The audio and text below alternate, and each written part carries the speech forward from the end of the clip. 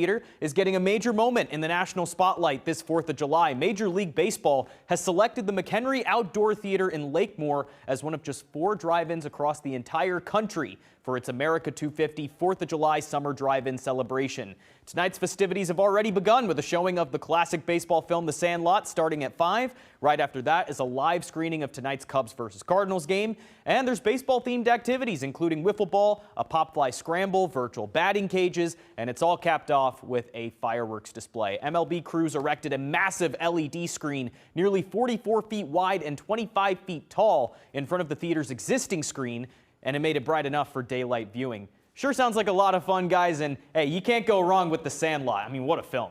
Yeah, nice movie to have for the 4th of July. Right. Yeah, can't complain about that.